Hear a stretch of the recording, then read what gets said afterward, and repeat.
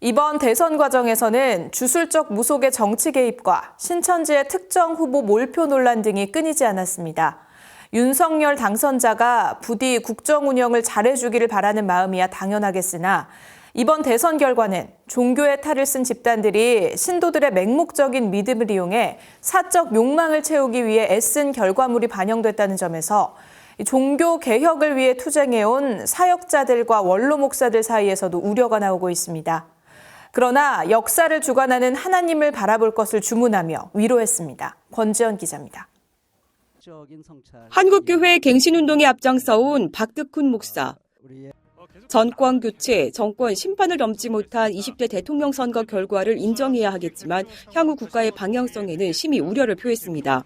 원전 강국, 등록금 인상, 복지 축소, 여성가족부 폐지 등 윤석열 당선인이 후보 시절 내놓았던 공약들을 속속 실행할 의지를 보이고 있기 때문입니다. 박 목사는 철진한 색깔론으로 제대로 된 후보 검증을 막아선 일부 보수 목사들의 목소리가 과대표된 이번 대선에서 다시 한번 자괴감을 느껴야 했습니다.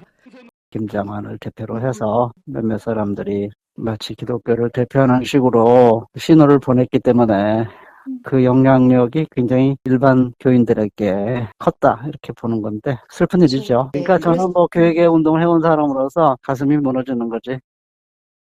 그러나 박 목사는 우상을 숭배하며 악행을 그치지 않은 이세벨과 아합 왕에 맞섰던 엘리야를 떠올리자고 주문했습니다.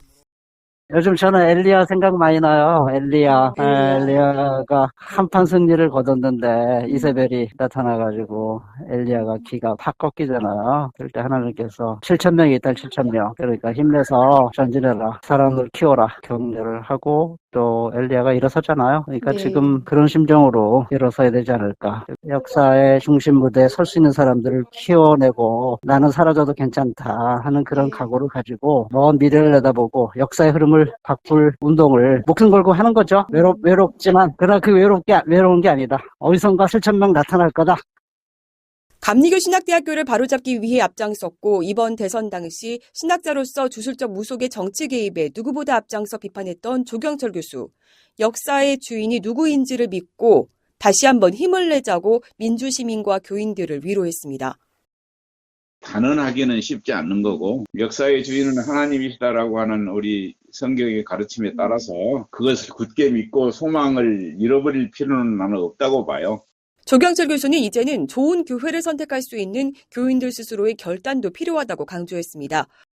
지금 자기가 다니는 교회의 현 주소를 깊이 있게 한번 반성하고 돌아보면서 좋은 교회를 찾아서 떠나볼 필요도 있다고 생각하는데 인간관계 때문에 못 떠나는 거거든. 그러나 이제 아브라함에게 하나님이 네 본토 친척 아비의 집을 떠나라 그랬잖아요. 보수적인 교회들에서는 교회에 충성하게 하기 위해서 그 말씀을 많이 인용하잖아요. 근데 이제 그게 아니라 내가 가진 어떤 안락함, 유익, 이익 이런 거를 떠나라는 말씀 이렇게 좀 받아들여지네요. 요즘 자본주의가 극단적으로 발달해 있는 사회에서의 교회는 떠나기를 싫어해요. 편안하게 인간관계 누리고 편안하게 살고 싶어 하지.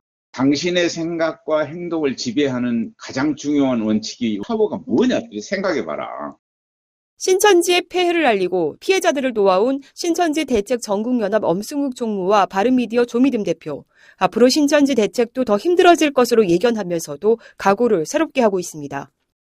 검찰개혁, 종교개혁, 사회개혁 굉장히 어려워질 것 같다는 생각은 많이 들어요. 그렇지만 주권을 갖고 있는 국민으로서 어떻게 보면 신천지 대책도 좀 더 열심히 해야겠다라는 계기가 되기도 했어요. 사실 피해자 가족, 신천지에 있는 사람들 입장에서는 이만희가 죽거나 신천지가 흔들리거나 붕괴되거나 할 때 다시 가정으로, 사회로, 교회로 돌아올 수 있는 그 길을 우리가 만들어야 되는데 탈퇴자들이 일반적으로 동일하게 교회의 대처에 대해서 굉장히 답답하게 생각을 하거든요. 신천지에 대한 이해도가 별로 없다라고 생각해요. 신천지를 이해하려면 결국 신천지에 빠져있는 사람들을 이해해야 되는데 내 교회 지키기 식으로만 신천지를 바라봤기 때문에 우리가 집중했던 건 신천지가 아니에요. 신천지 포섭법이었던 거지. 그쵸. 교회에서 내놓는 대책이라고 하는 게 제대로 된 대책이 아무것도 없는 거죠. 신천지의 위법함이나 불법함, 실제적으로 신천지를 총체적으로 견제할 수 있는 거에 대한 아무런 관심도 없어요. 교회는.